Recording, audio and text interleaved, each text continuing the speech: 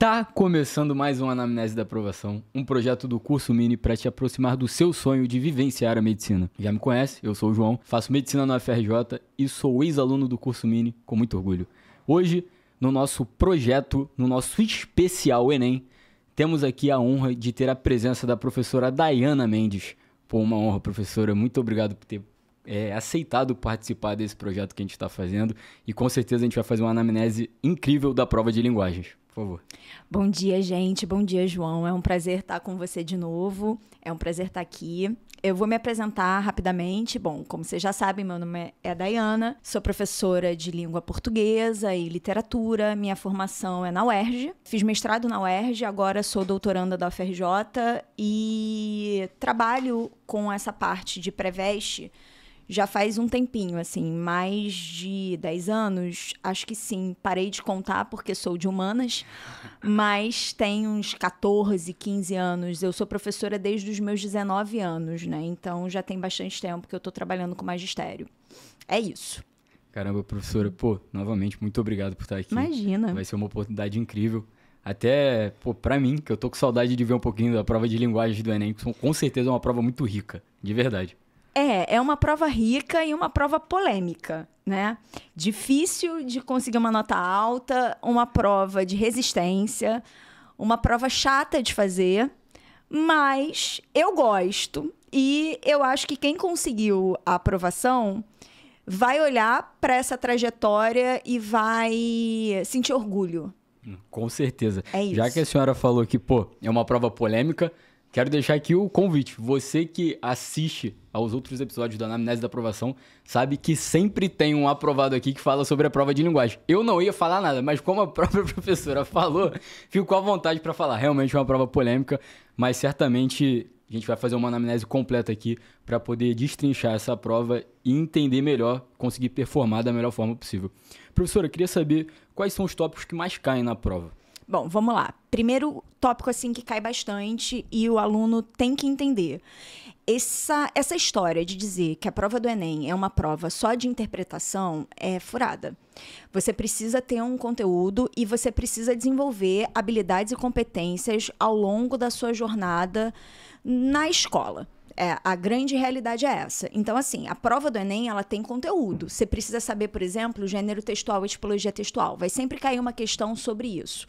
Sempre. Você pode abrir qualquer prova do Enem, a qualquer ano, que vai ter uma questão perguntando o nome de um texto, seja um obituário, uma notícia, um artigo de opinião, um conto, uma anedota, ou uma questão falando de tipologias, né? Se o texto é descritivo, se o texto é narrativo, se o texto é expositivo, se o texto é argumentativo.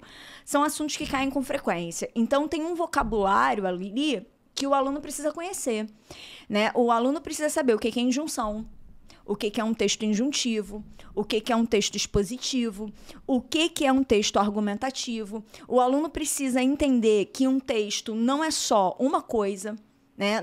Um texto não é 100% expositivo. Todo texto tem uma carga argumentativa. Então, são questões que a gente trabalha ao longo dos nossos anos de escolarização, sobretudo nas aulas de redação e língua portuguesa, mais até em redação do que em língua portuguesa. Outro tópico muito importante, e a gente vai fazer uma questão sobre isso hoje, é a variação linguística. A variação linguística é uma matéria que o aluno precisa saber.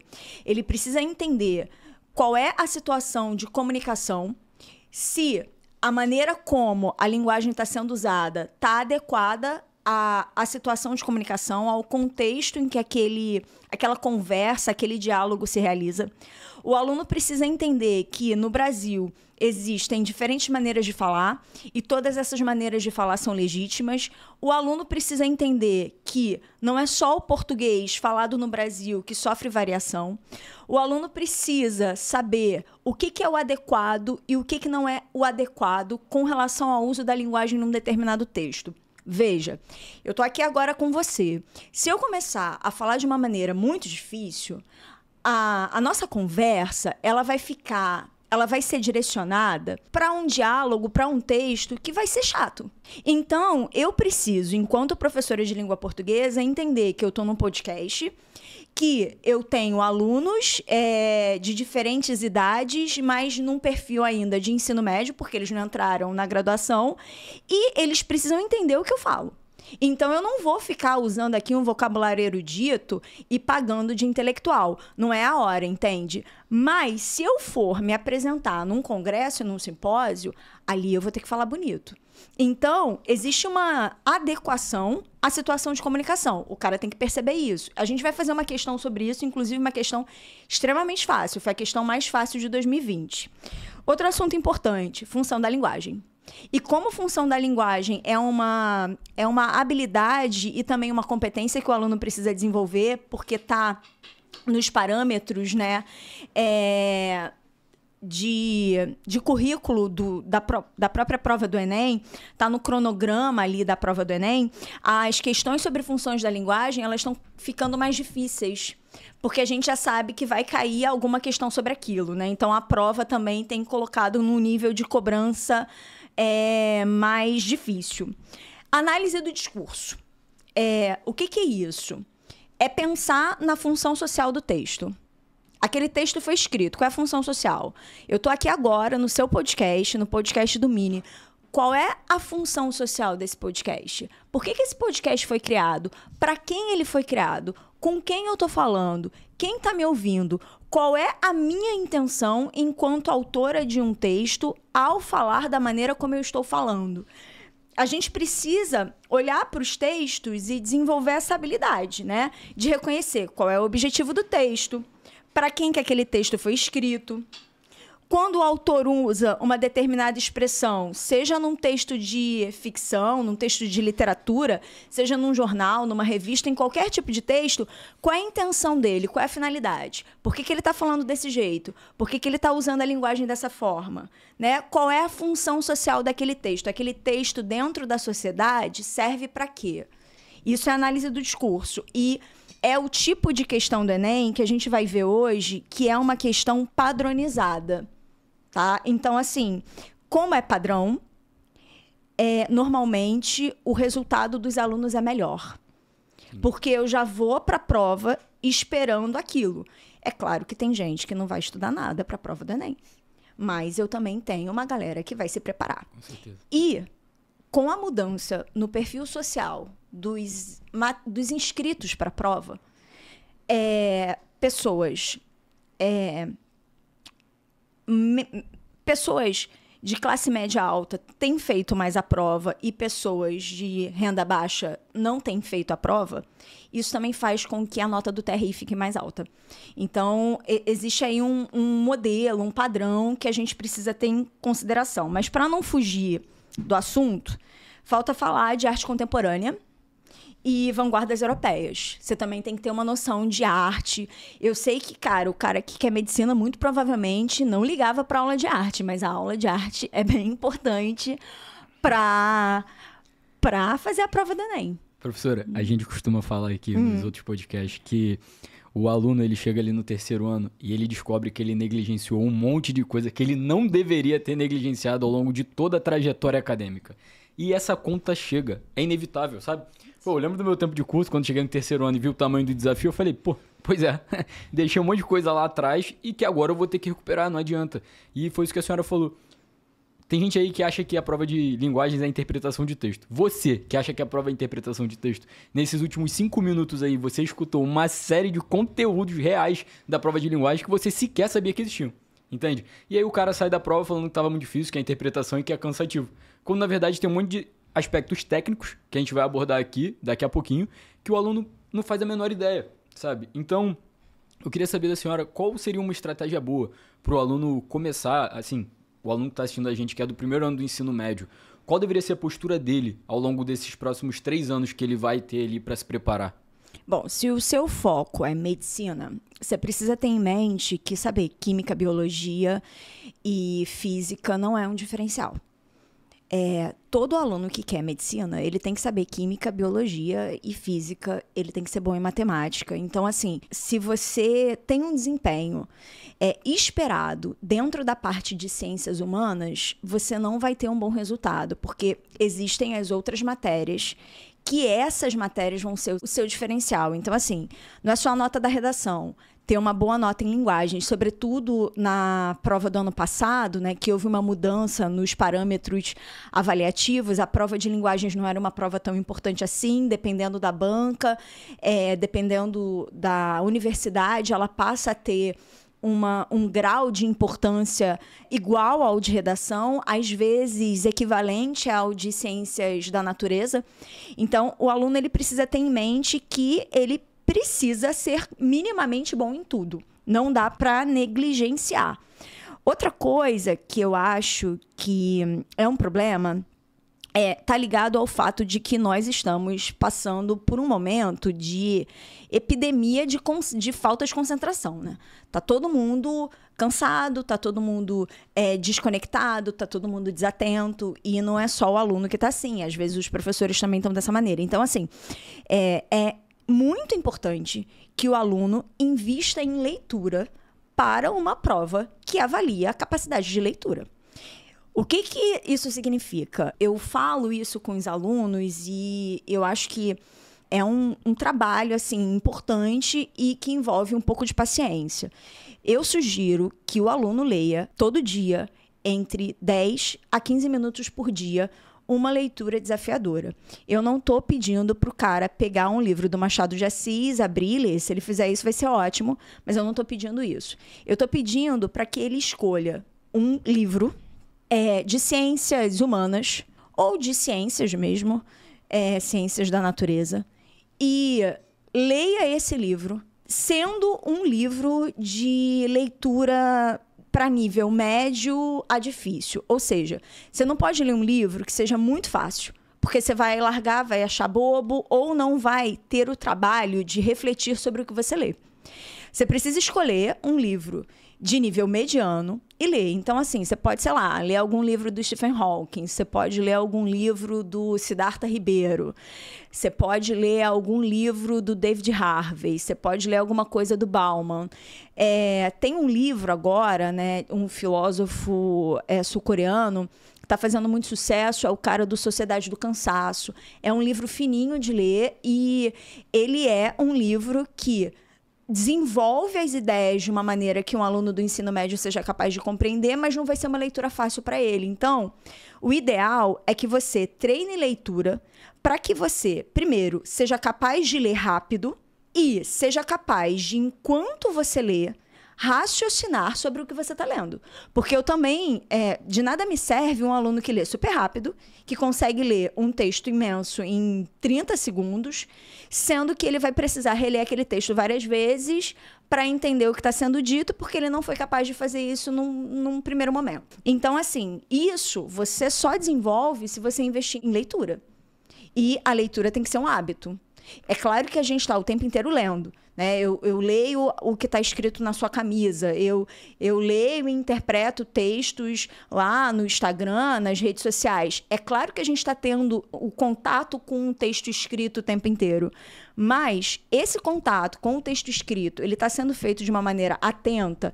Esse contato com o texto escrito, ele está sendo feito de uma maneira desafiadora. Você está aprendendo alguma coisa com o que você está lendo? Você está percebendo o que você está lendo conforme você desenvolve aquela habilidade? Então, assim, é algo que os alunos precisam treinar, porque a leitura é uma habilidade, é uma habilidade que você desenvolve e a habilidade é treino. Então, os alunos, eles precisam ter esse cuidado, sabe? E, às vezes, eles não fazem isso, né? Então, assim, é muito interessante porque se a professora de redação vir aqui, a Rose, e falar para os alunos, gente, leiam um livro tal, porque vai ser ótimo para o repertório de vocês. Vai todo mundo comprar o livro no dia seguinte com a expectativa de tirar 1000 na redação do Enem. Mas, quando o professor de linguagens fala, gente, vocês têm que ler, vocês têm que investir em leitura, A galera olha e fala assim, mas eu já tô lendo quando eu faço exercício. Eu fiz uma prova do Enem hoje de manhã. Eu li 45 questões de linguagens. Não é a mesma coisa. Não tem nenhum tipo de conexão quase entre as questões. Faz muita diferença. E uma coisa que eu queria aproveitar aí, o que a senhora comentou, temos muitos aprovados que passaram pela UERJ, né? E eu acho que uma verdadeira revolução que a UERJ fez foi trazer o livro para a prova de redação. Principalmente ali no começo, quando veio com aqueles 2 livros do Machado, Memórias e Dom Casmurro. Era o meu tempo de vestibular. E, cara, eu vejo que aquilo ali fez uma diferença no pessoal, porque a gente tinha que ler. Então, a UERJ fez aquele papel da escola, do tipo, vocês vão ler Machado. E quem tá ali concorrendo para medicina e tá concorrendo para qualquer vaga que tenha um corte alto na UERJ, naquela época o corte era 90,5, 92,5, o pessoal lia e sabia tudo. Tudo de tudo. A gente sabia por que Machado colocou tal expressão. Isso. Entende? E esse tipo de leitura foi muito enriquecedora, porque você começa a construir um imaginário exatamente como aquilo que Machado estava fazendo naquela época. Então, eu concordo muito. Pô, eu vivi isso aí que a senhora está falando, porque no meu tempo de vestibular, eu fiquei sem celular e eu lia muito. Muito mais que hoje em dia, inclusive. Exatamente. E foi uma oportunidade muito grande, porque para além da redação, ter me ajudado muito a entender como constrói um raciocínio, que eu preciso fechar aquilo que eu estou abrindo de argumento, eu preciso explicar para o meu leitor, tudo isso, você constrói um imaginário que é muito rico e inevitavelmente vai te ajudar na hora da prova, sabe? E o pessoal realmente não tem essa percepção. Muitas vezes o pessoal, principalmente vestibular, usa a desculpa que é uma desculpa viável, mas é uma desculpa, tô estudando para medicina, não tenho tempo de fazer nada, Quando se ele pegasse ali 15 minutos, como a senhora recomendou, faria total diferença na vida dele. Para sempre até, sabe? Porque a leitura é um hábito que vale muito a pena. Então, muito interessante essa colocação da senhora. E certamente, para quem estiver em casa aí de bobeira, mexendo no celular, arruma um livro, cara. Vai ler alguma coisa, melhorar um pouquinho esse aspecto da tua vida. Bom, além disso, professor, eu queria saber, assim, na sua percepção, qual é a maior dificuldade do aluno na hora da prova do Enem? Ali naquele momento que ele tá para fazer a prova, o que a senhora escuta como feedback dos alunos, no geral? Primeiro problema, né, é a saúde mental. Como a prova de linguagens é uma prova em que a média do TRI não sobe muito, né? Por exemplo, em 2023, a nota máxima no Brasil inteiro foi 820. Em 2020, a nota máxima foi 801. Então, assim, o cara que tirou essa nota, ele praticamente gabaritou a prova e ele não passou de 8, vamos colocar dessa forma. Então, é uma prova que o aluno já vai com um ranço, já vai com uma aflição, uma agonia. Vai mesmo, é verdade. Um ódio no coração, e com ódio no coração a gente não faz nada. A realidade é essa. Então, cuidar da sua saúde mental, mudar mesmo a sua perspectiva sobre a prova. A questão da resistência também é um fator. Eu vejo o aluno que já está no pré-veste há um tempo, tentando medicina já tem bastante tempo. Eu vejo que esse aluno lê muito rápido. E eu vejo que ele acaba a prova de linguagem. Às vezes eu trago uma lista de questões para fazer com os alunos, sei lá, eu trago 35 questões, 37 questões. Os caras conseguem fazer 37 questões em 1 hora. 1 hora. Porque já está treinando, já tem bastante tempo. Só que aí, João, a gente tem um problema. Porque para que você vai ter pressa para fazer a prova de linguagens? Não é para acabar antes da hora. É para fazer no tempo. Então, ter pressa demais também pode ser aí um problema. Porque você vai ficar desatento, você vai acabar errando uma questão fácil por desatenção ou por cansaço, porque são muitos textos, textos que não têm a mínima relação, a mínima conexão, são assuntos muito diferentes e você está bombardeando o teu cérebro de informação. Então, assim, o cansaço vai te vencer. Uma coisa que eu sugiro é que o aluno comece sempre pelo enunciado da questão.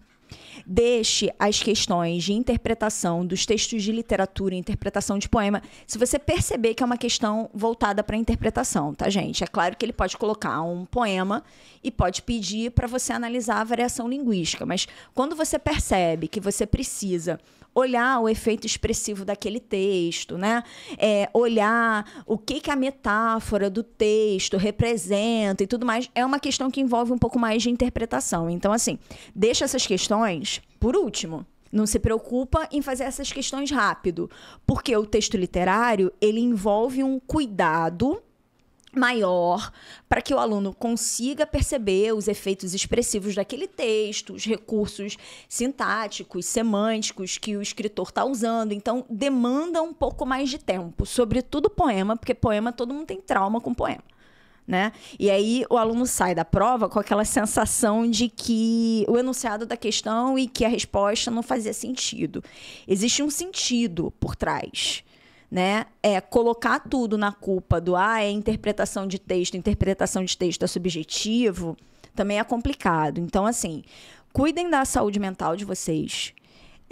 Se não fazem terapia, façam. Ainda dá tempo de fazer terapia, ainda dá tempo de conversar com uma psicóloga, ainda dá tempo de ir para a prova com tranquilidade.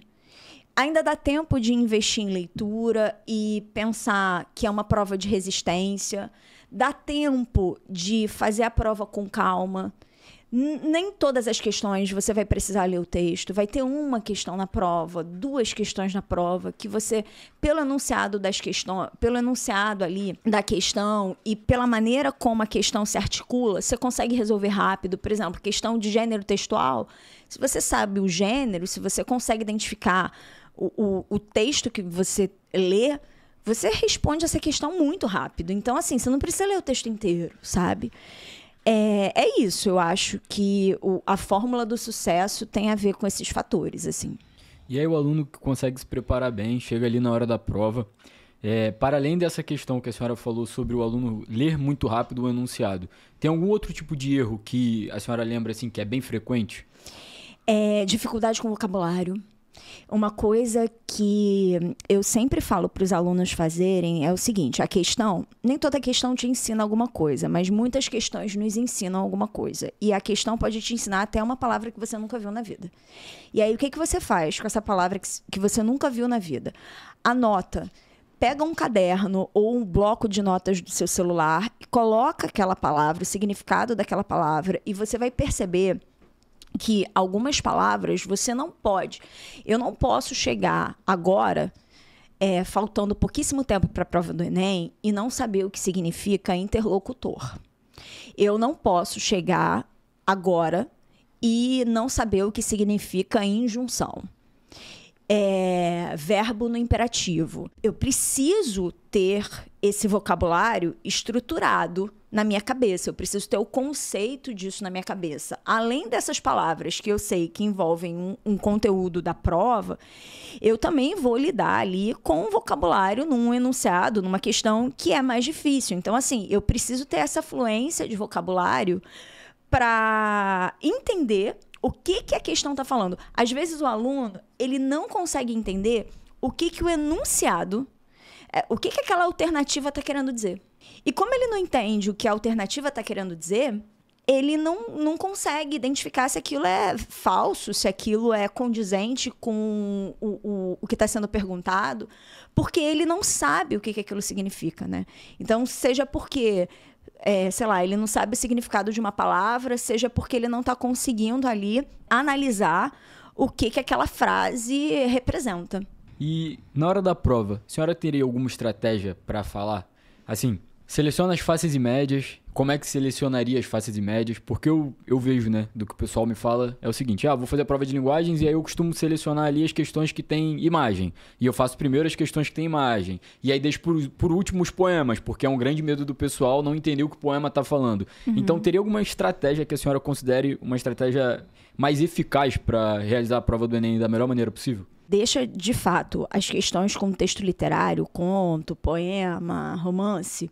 Se for uma questão voltada para a interpretação, olhar o efeito expressivo, o que determinada coisa significa no texto, deixa isso para fazer por último. Só faz essas questões antes se envolver alguma coisa ligada à variação linguística. Por exemplo, teve uma questão do Enem que colocou o hino nacional e perguntava para o aluno por que a linguagem ali era uma linguagem informal e pomposa, né? E o aluno tinha que perceber que se você tem uma situação de comunicação em que você está representando ali algum símbolo nacionalista, patriótico, você vai falar com mais formalidade.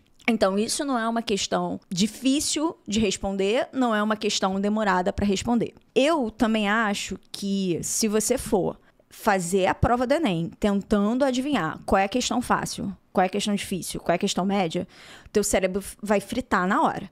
Então, assim, começou a olhar a questão, percebeu que você está demorando, vai para a próxima. Não fica perdendo o seu tempo com aquilo. É bom misturar as questões com imagem com o texto. Eu não aconselho que o aluno deixe textos muito longos para serem lidos por último, porque muitas questões, e a gente vai olhar isso hoje, né? Muitas questões que têm o texto longo não são necessariamente questões difíceis. E se você já estiver cansado, você vai errar uma questão fácil. Então, separa, faz uma questão que tem imagem, faz uma questão com um texto mais longo, lê o enunciado da questão, aquelas questões que envolvem segundo texto, de acordo com o texto, no parágrafo tal, essas são questões que você tem que resolver logo, independentemente do tamanho do texto. Porque se o texto traz a informação que o aluno precisa para acertar aquela questão é uma questão que a maioria dos alunos vai conseguir acertar. Então, ele precisa, pelo TRI, ele precisa garantir a resposta certa nessa questão. Então, deixar para o final, quando você está cansado, não vale a pena. Treinar, né? Para isso que existe essa parte dos simulados e tudo mais. No treino, entender em qual momento você vai fazer a redação. Porque não é uma regra, não deixa para o final, óbvio, mas nem todo mundo se sente bem fazendo a redação na primeira hora de prova. Então, você vai fazer o quê? Você vai fazer 1 hora de prova e depois vai fazer a redação, depois vai deixar a redação quietinha num canto e depois vai revisar a redação? Como é que você vai fazer? Isso é uma questão que é uma questão individual. Às vezes, a dica que funcionou para você na sua aprovação, ela não vai necessariamente funcionar para mim. Então, você, com o treino, você consegue perceber qual é o fluxo, qual é o ritmo que é melhor para você. E não se comparar com o seu colega. Cada um é de um jeito. Respeita o seu ritmo, né? Respeita ali a habilidade, a competência que você desenvolveu.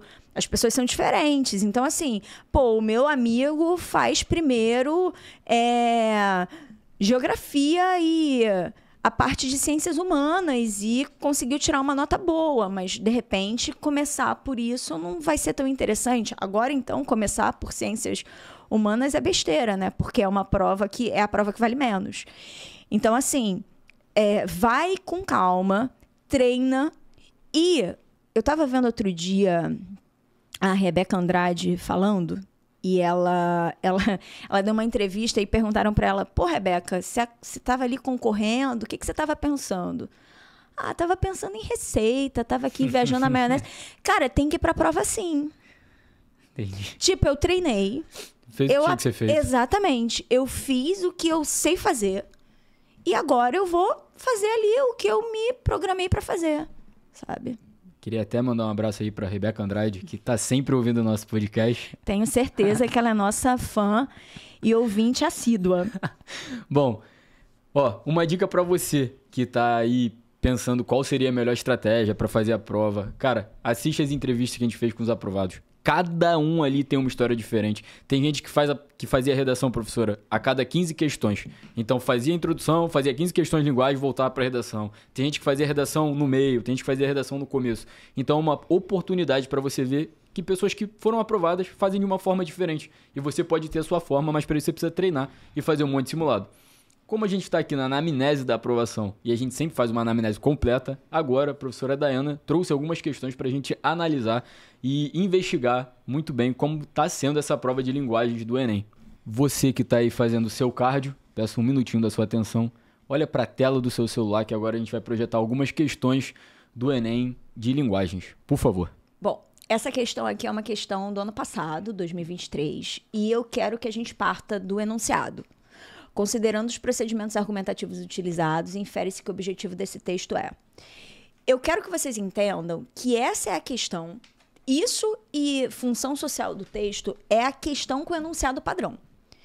Você vai fazer, numa prova do Enem, aproximadamente 4 questões com esse tipo de enunciado. Vai mudar alguma coisinha, às vezes muda uma palavra. Então, infere-se que a finalidade desse texto, infere-se que o autor utilizou a linguagem para... A próxima questão, que é a questão 2, é o mesmo enunciado. Exatamente. Caraca, é o mesmo É o mesmo enunciado. É o mesmo enunciado. Inclusive, já é possível fazer esse tipo de enunciado usando inteligência artificial. Então, assim, o que eu preciso perceber aqui?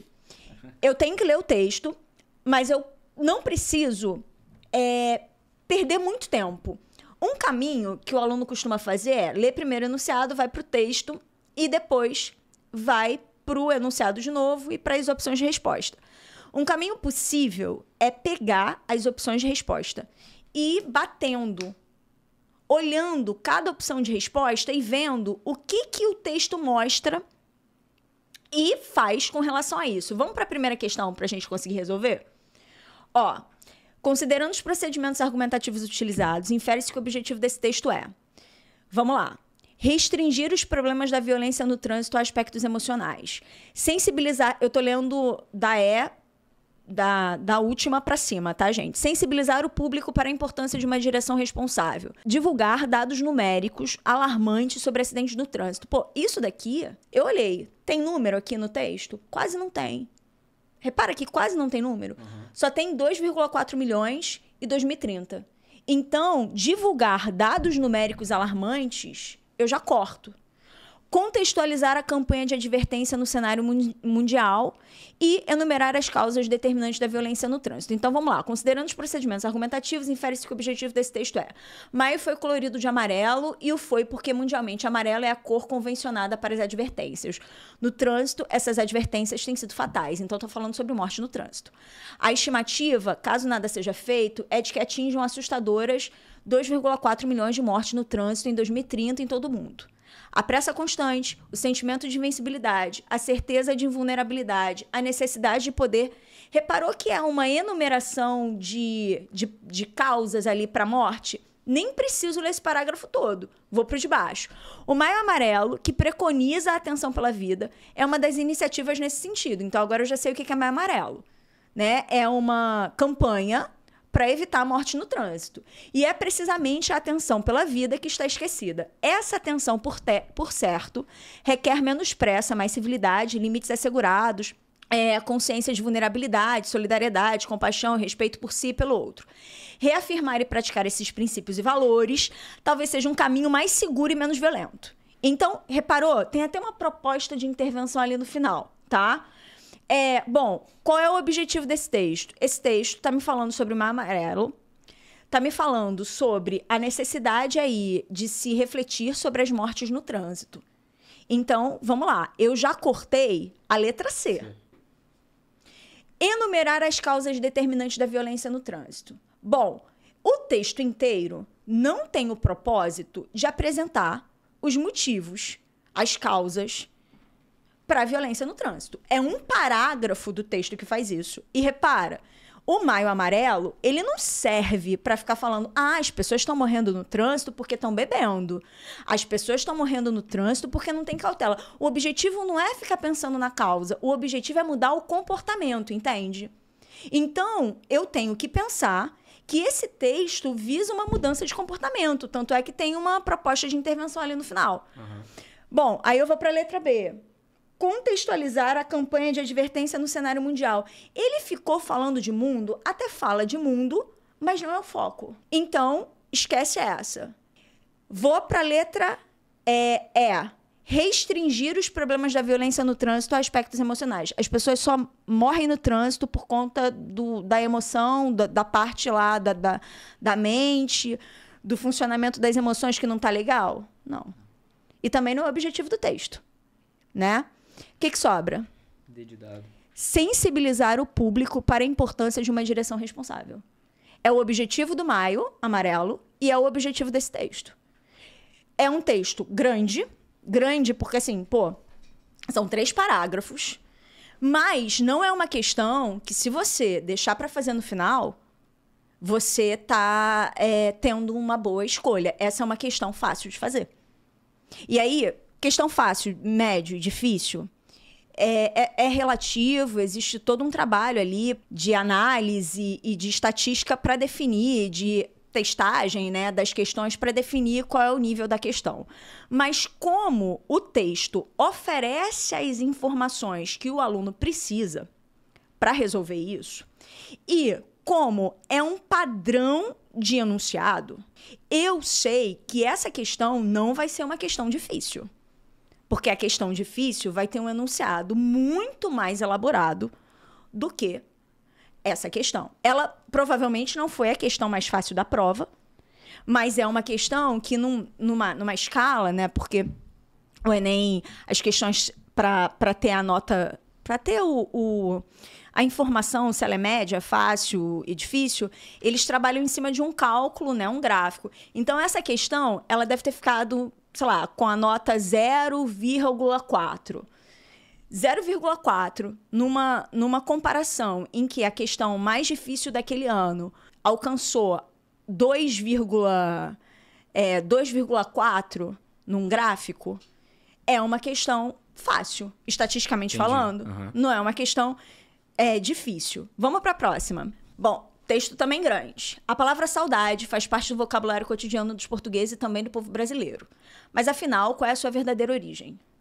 Existem algumas especulações sobre a origem da saudade. Há quem defenda que a palavra vem do árabe, saudar. Outros entendem que a sua origem vem do latim, solitas, que significa solidão. Vou parar aqui e vou para o enunciado da questão. Repara que há especulações. Sim. Então, não tenho certeza. Ele vai, nos outros parágrafos, dando outras especulações. Vamos para o comando da questão, por favor. Próximo slide. Considerando os procedimentos argumentativos utilizados, infere-se que o objetivo desse texto é... Não é repetida a questão, não. É o mesmo comando, é o mesmo enunciado. É o mesmo comando, no mesmo ano, se eu não me engano. É, isso mesmo, 2023... Aquela outra questão era do Enem normal, né? O Enem da primeira aplicação. E essa já é uma questão do Enem PPL, mas é o mesmo comando. Enumerar as causas Não, vai para o próximo. Olhando aqui, logo no primeiro parágrafo, eu consigo perceber que existe uma especulação porque eu não tenho certeza com relação à origem da palavra saudade. Pode ser do latim, pode ser do árabe, pode ser do castelhano. Vamos para o próximo slide, então. Esse texto, que trata da acepção, né, da origem da palavra saudade em vários idiomas, tem como objetivo. E aí, qual é o objetivo desse texto? Ele trouxe alguma informação diferente que fez com que a maneira como as pessoas refletissem sobre essa palavra fosse nova, fosse diferente do senso comum? Não, ele não traz. Ele traz aí possibilidades para a origem da palavra. Então, não é questionar a sua evolução histórica. Porque o texto que visa questionar, ele vai ter ali uma construção de organização de texto e tal, que traga alguma informação nova. Por exemplo, tem uma questão do Enem de 2020, eu acho que é o Enem PPL, que fala, é uma notícia de jornal, que fala sobre a nova maneira de se entender o envelhecimento da população. Se o texto diz que existe uma nova maneira de entender o envelhecimento da população, é porque existe também uma maneira antiga, certo? E essa maneira antiga é o que o senso comum acha. O senso comum acha que o envelhecimento populacional é uma coisa ruim. Porque você vai ter várias pessoas velhas que vão se aposentar e você tem poucas pessoas trabalhando naquela sociedade. Só que o texto diz que os países mais ricos são justamente os países que têm uma população mais velha. Então, ele traz uma nova maneira de olhar, analisar aquele texto, né? Olhar, analisar aquela informação. O envelhecimento populacional, que todo mundo acha que é uma coisa ruim, naquele texto eu descubro que o envelhecimento populacional pode ser uma coisa boa. Então, um texto que faz isso, que muda aí que muda a maneira como o senso comum enxerga um determinado assunto, é um texto que vai me fazer questionar. Entendi. Não é o que esse texto está fazendo. Texto. Exatamente. Aí vamos para a letra B. Especular sobre suas origens etimológicas. Ou seja, eu tenho a palavra saudade hoje. De onde ela veio? Ah, pode ter vindo do árabe, pode ter vindo do latim, pode ter vindo do francês. Então, de uma certa maneira, é o que esse texto faz. Uhum. A resposta é a letra B mesmo. Vamos para C. Explicar seu processo de dicionarização. Como é que essa palavra foi parar no dicionário? É isso que o texto estava fazendo? Não. Problematizar seus diferentes sentidos na sociedade. A palavra saudade mudou de sentido? Ela era uma coisa e virou outra? Não. Defender a tese acerca de sua origem desconhecida.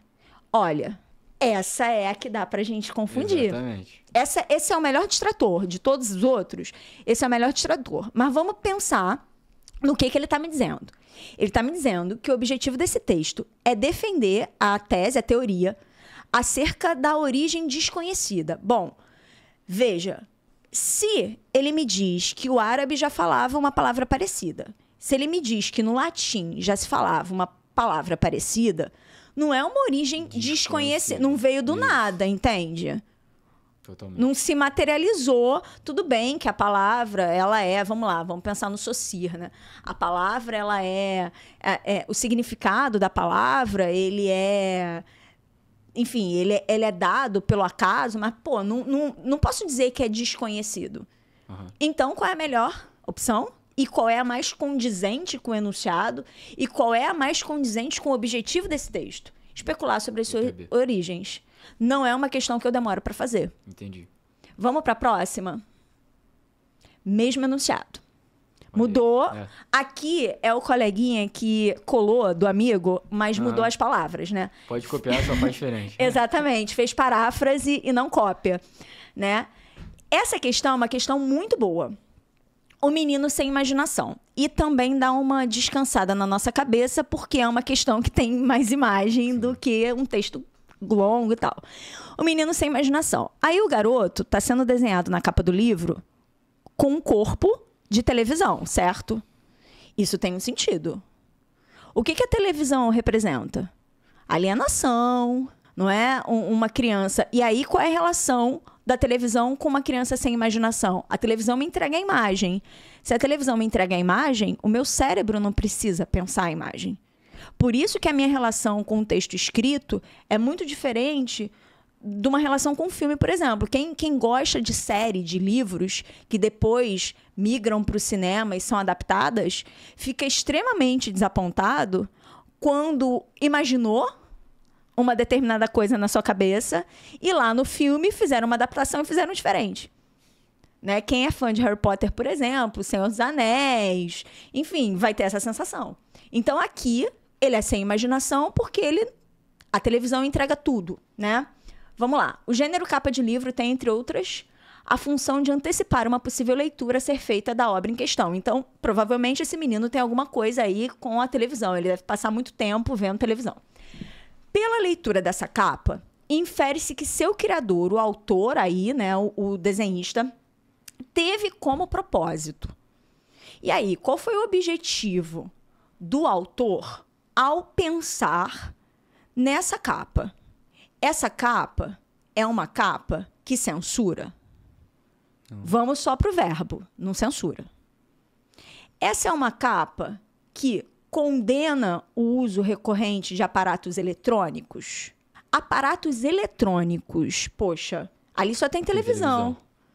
Então, não é qualquer aparato. Ele não está falando de qualquer mídia. Ele não está falando de todas as mídias. Ele está falando de uma coisa específica. Então, a letra D a gente também corta.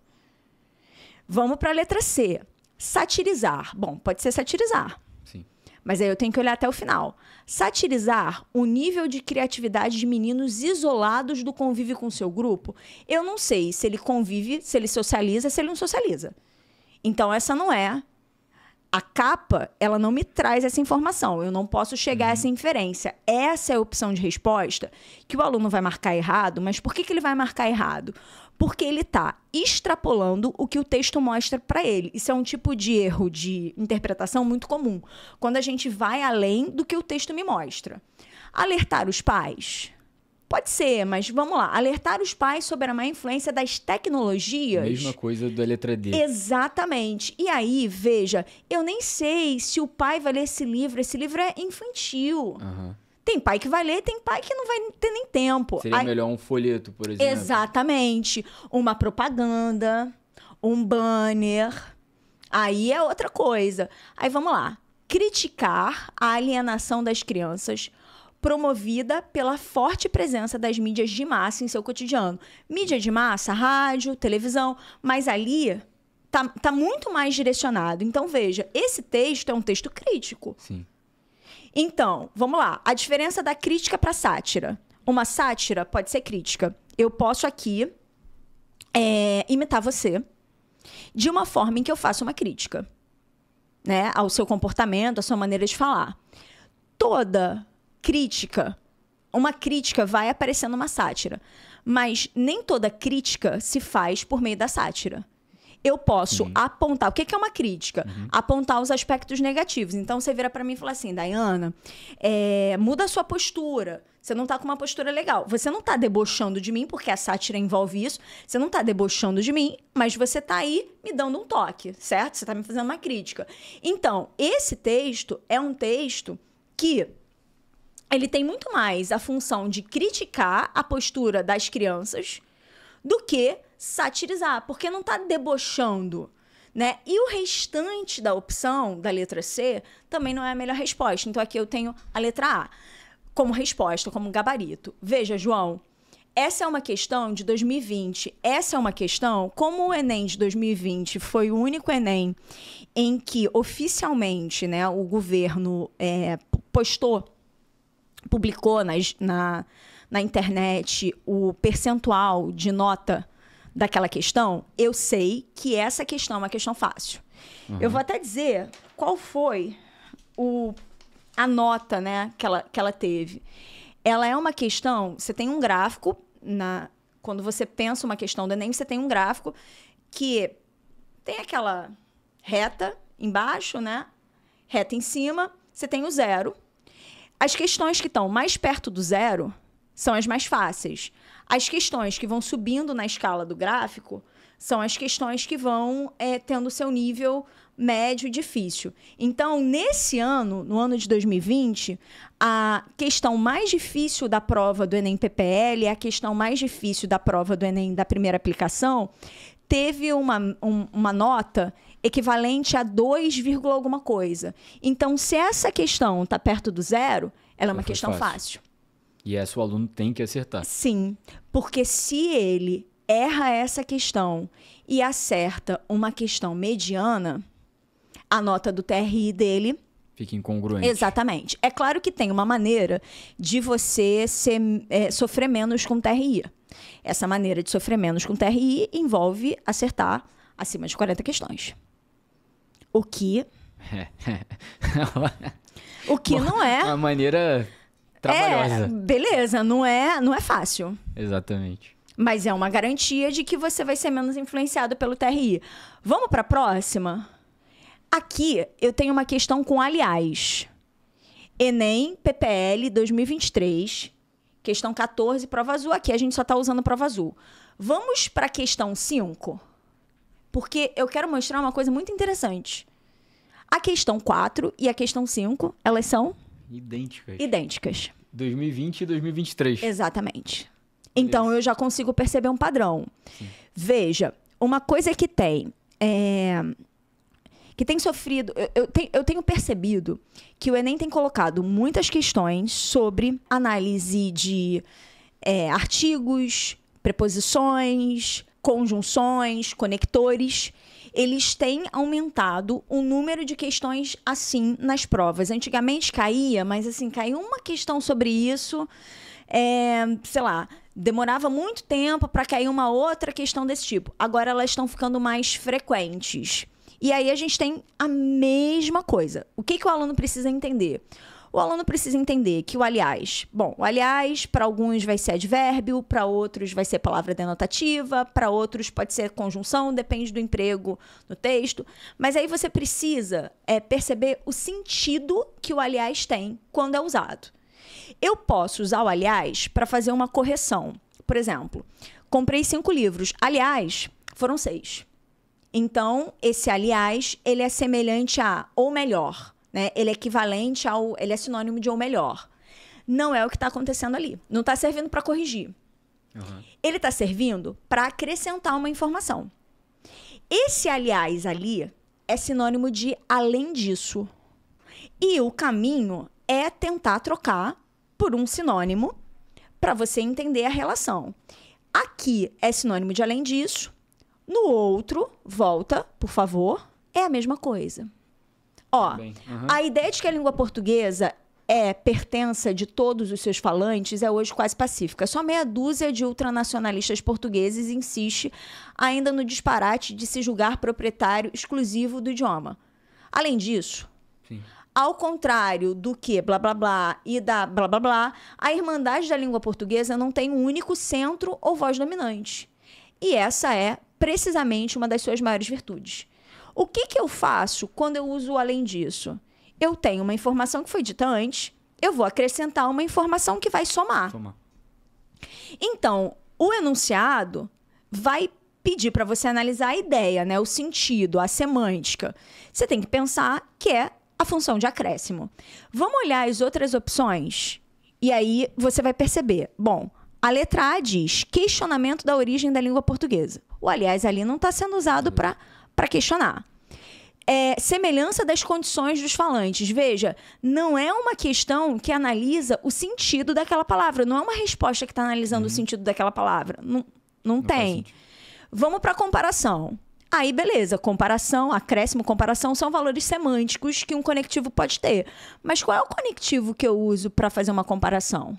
Assim como, tal qual, é o como.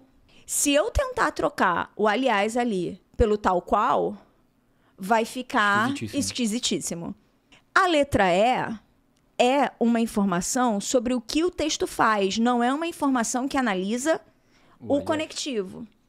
Então, não serve. A resposta ali é letra C.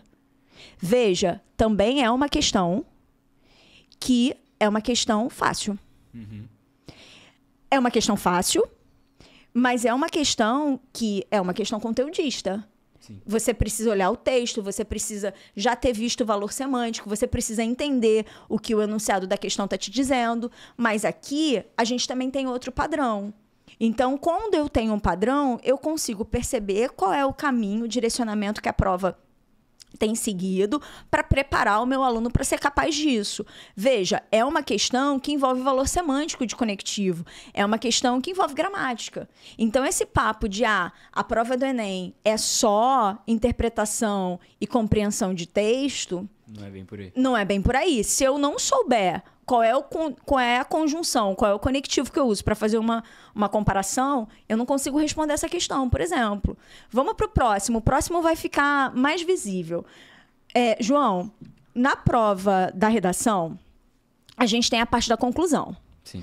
Normalmente, a gente inicia o parágrafo de conclusão por um conectivo.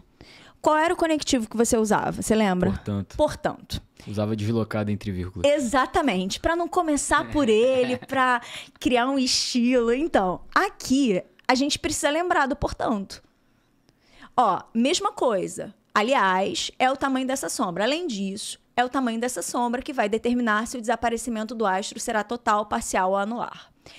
Veja, se eu troco o aliás pelo portanto, eu mudo o sentido do texto. Eu mudo o sentido do texto. Então, vamos, nesse texto, a palavra aliás cumpre a função de promover uma conclusão.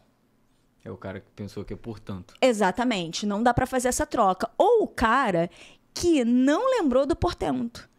Ele não lembrou, mas você conhece conectivo, você usa conectivo. Você precisa lembrar que o que você usa para concluir a sua redação é o portanto. Se você usa para concluir, coloca ali, vê se encaixa. Não vai encaixar. Aí vamos para a letra B. Indicar uma mudança de assunto? Ele tá falando uma coisa... Ele passou a falar uma coisa completamente diferente? Não. Ou ele ainda tá falando sobre eclipses solares, Terra, Sol mesma coisa. Vamos para letra C. Conectar a informação da frase anterior com a frase posterior. Essa é a resposta. Você já percebeu? Uhum. Por quê? Porque quando eu conecto, eu acrescento. Uhum. Então, é muito parecido com a prova de 2023 que a gente viu. É óbvio que a resposta não é a mesma, mas o raciocínio que eu vou usar é o mesmo. Aí vamos para a letra D. Conferir um caráter mais coloquial à reportagem. Não é o aliás que vai fazer isso. Né? São várias outras construções, utilização de palavras, emprego de palavras que vão tornar o texto mais coloquial ou menos. Salientar. O que é salientar? Tornar visível. Expor. Então, é o aliás que está criando uma negação. Não. Seria até conversando com aquela que fala sobre algo diferente do que foi dito. Exatamente. A negação, ela é uma informação que quebra com a informação que está antes. Então, esse aliás teria que ser sinônimo de todavia. No entanto, não cabe ali. Então, agora a gente já tem um padrão. Veja, eu optei por trazer aqui questões fáceis e optei por trazer aqui questões que têm um enunciado, um comando de questão muito parecido, para a gente pensar no padrão. Óbvio que são 45 questões, eu não tenho como prever exatamente o enunciado de todas as questões. Mas eu consigo fazer um trabalho de entender que existe um padrão, uma maneira de criar o enunciado da questão e consigo me preparar melhor para isso. Vamos para a última? Vamos lá. A última é muito boa, porque a última vai me fazer pensar naquela música do Jota Quest, extremamente fácil. Essa foi a questão mais fácil do Enem PPL de 2020. Por que eu escolhi o Enem PPL de 2020? Não foi uma escolha aleatória, foi porque esse foi o único exame, né? As provas de 2020, tanto a primeira aplicação quanto a segunda aplicação, foram as únicas provas em que, de fato, o INEP divulgou o nível da questão. Então, assim, eu sei que tem muitos especialistas em estatística, em TRI, na internet e tudo mais, mas eu aqui preciso trabalhar com uma fonte segura, né? Então, segundo o INEP, essa foi a questão mais fácil do Enem PPL de 2020.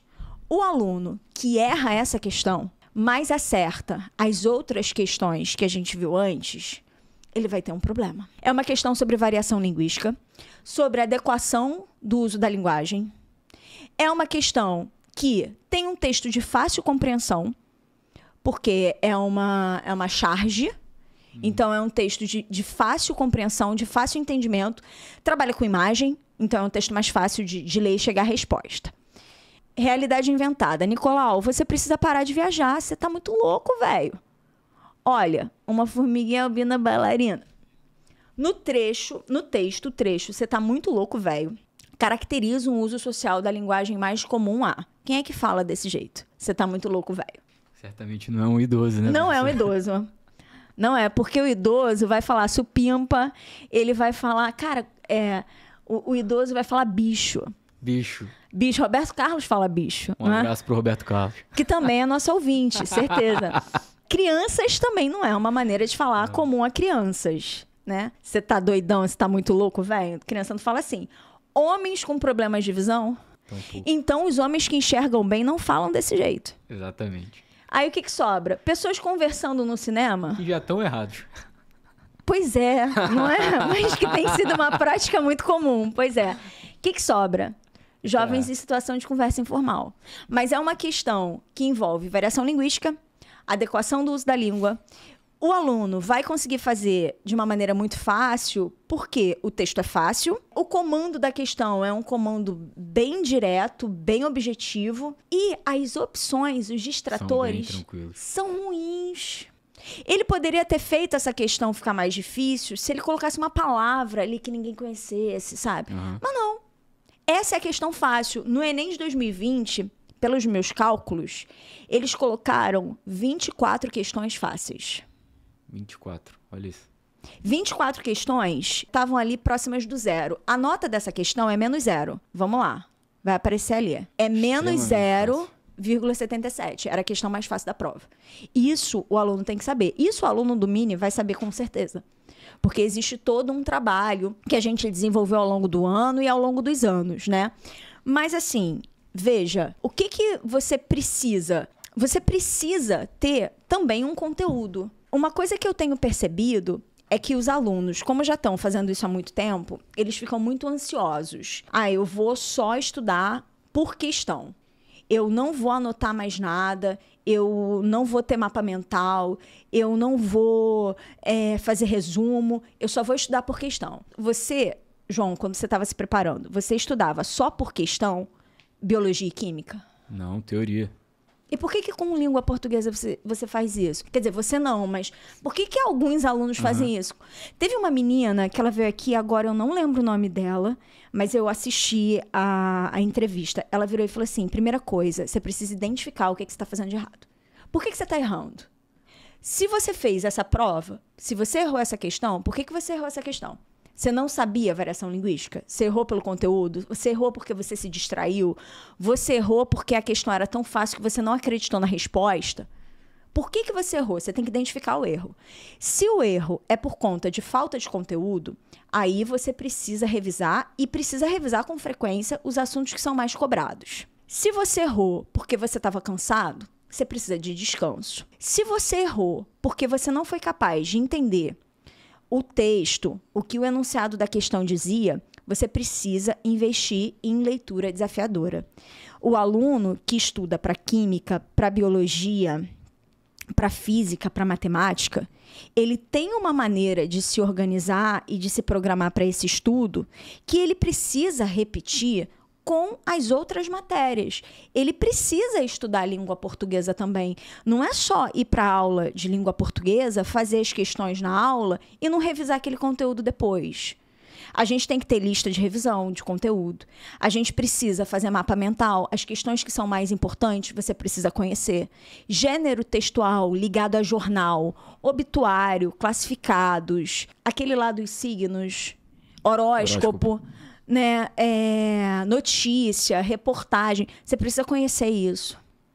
Você precisa nomear e entender as principais características, você precisa estudar tipologia textual. E essas questões de análise do discurso, essas questões que as 3 questões iniciais que nós fizemos aqui, né, são questões que perguntam a finalidade do texto, o objetivo do texto, ou perguntam também a função social do texto. Essas questões, treinando, você consegue desenvolver melhor a sua habilidade com relação a isso, né? Porque envolvem justamente, como cada texto é um texto, você precisa olhar e fazer a questão.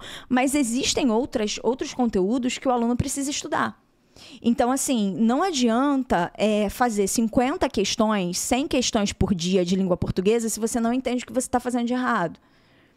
Você está errando porque você não sabe? Você está errando porque você está cansado? Por que você está errando? Você tem que identificar o seu erro. Da mesma maneira como você identifica o erro em biologia, da mesma maneira como você identifica o erro em química, em outras matérias que você gosta mais de estudar. Eu sei que estudar português é chato. Eu tenho plena consciência disso. E eu sei que estudar português é frustrante, porque ele vai se matar de estudar e vai conseguir 801 no TRI. Pois é. Não, eu ia ficar revoltadíssima. Ainda bem que eu não precisei da nota do Enem. Na minha época nem era importante assim para passar no vestibular, mas eu ia ficar chateada. É o mínimo. Mas assim, você não pode negligenciar isso, porque se você negligencia isso, você vai precisar estudar mais um ano. E eu acho que nessa altura do campeonato ninguém quer mais essa sensação de repetência, entende? Você quer que a tua vida avance. E para a tua vida avançar, você precisa também se dedicar um pouco a linguagens. Com certeza. O pessoal que acompanha a gente aí, quantas vezes os aprovados vieram aqui e falaram, cara, linguagens era prova difícil pra mim, linguagens era complicado de estudar, mas eles fizeram por onde, sabe? E não tem outro caminho, tem que fazer o que tem que ser feito. Essa é a forma de chegar mais rapidamente à aprovação. Eu vivi isso aí, é real. Professora, agora faltando tão pouco para a prova do Enem, queria saber se tem alguma coisa que o aluno que está se preparando desde o começo do ano deveria fazer? Alguma coisa que a senhora recomendasse? Cuida da saúde mental, né? Cuide da sua cabeça. Vá tranquilo, ciente de que você fez um bom trabalho. E se você achar que você não fez um bom trabalho, você precisa levar isso, né, para terapia. Você precisa estar satisfeito com o trabalho que você fez, acreditar no trabalho que você fez, acreditar no trabalho que os professores fizeram junto com você. Refazer provas antigas, entendendo que é esse padrão. Você não vai conseguir adivinhar todas as questões que vão cair na prova, mas você consegue perceber padrões. Isso sem negligenciar o conteúdo teórico, né? Eu sei que tem um padrão, mas também tem teoria. Entender o que está errando, revisar os conteúdos mais frequentes. Eu acho que, assim, é claro que a prova do Enem tem um perfil muito específico, analisa o aluno a partir de habilidades e competências, as outras provas não fazem isso, mas quando a gente está no magistério, a gente percebe que o magistério ele tem nichos, entende? O cara que trabalha numa banca de concurso, dificilmente ele trabalha numa banca só de concurso. Então, muito provavelmente, o cara que fez a questão do Enem, ele pode ter ido trabalhar em outras bancas, ele pode ter ido trabalhar num concurso público, ele pode ter ido trabalhar numa banca estadual da cidade dele. O cara que corrige, dificilmente ele só vai corrigir a redação do Enem. Então, assim, faça outras provas, mesmo que sejam provas até mais difíceis do que a prova do Enem, porque base de prova, texto, às vezes até o fato de cair na prova um texto que você já leu em algum lugar, um poema que você conhece, uma imagem que você já viu, uma pintura que você já viu, isso já te dá uma certa sensação de familiaridade. E porque te dá uma certa sensação de familiaridade, você vai responder aquela questão com mais confiança. E acho que a dica de ouro aqui é fazer o caderno de vocabulário, bloco de notas lá com vocabulário. E investir em leitura desafiadora. Gente, são 10 minutos, 15 minutos. Ninguém vai morrer se ler um pouquinho todo dia, né? Eu acho que esses são o que ainda dá para fazer nesse tempo que a gente tem. Pô, professora, muito obrigado, de verdade. Foi um prazer gravar isso aqui com a senhora. Relembrar um pouquinho da prova de linguagens. Muito bacana mesmo. É uma prova muito rica, gente. A gente tem ranço. Vamos colocar junto aqui. A gente tem ranço mesmo. Mas, pô, é uma oportunidade, sabe? Aprender isso aí, dominar isso. Até porque a linguagem tá aí no nosso dia a dia pra sempre, né? Vai fazer parte da nossa profissão. Se a senhora quiser deixar um recado aí de esperança pros alunos, fique à vontade para aquela câmera ali. Seu momento. Gente, português é pra vida. Eu espero que essa entrevista tenha sido útil para vocês. Eu espero que os meus alunos tenham a segurança de que eles podem falar comigo, né? Isso é uma coisa também que os aprovados que vieram aqui falaram bastante, né? A importância de você tirar dúvida com o seu professor. Então, façam a prova com segurança. Confiem no trabalho que a gente fez e desenvolveu ao longo do ano. Vá confiante, né? E eu agradeço ao curso, agradeço a você, foi muito bom te ver também. Agradeço a todos que estão ouvindo. E é isso, gente. A aprovação está mais perto do que vocês imaginam. Eu ouvi um amém? Amém. Aleluia! Bom, você que tá aí até agora com a gente, já sabe, deixa seu like, comenta, manda pro seu amigo que tem ranço da prova de linguagens, fala pra ele, vamos tirar mais de 40 nessa prova. Tá aqui o ouro. Já sabe, acompanha a gente lá no Instagram, @cursomini, nessa fase final pro Enem. A gente vai estar soltando muito conteúdo lá, útil para sua prova, beleza? E você que está aí no seu começo de ensino médio, assistindo a gente também, quer se preparar da melhor forma possível, manda uma mensagem no nosso WhatsApp, fala com o Alex, com a Ana Paula e venha fazer parte da família. Um abraço e o Mini somos nós.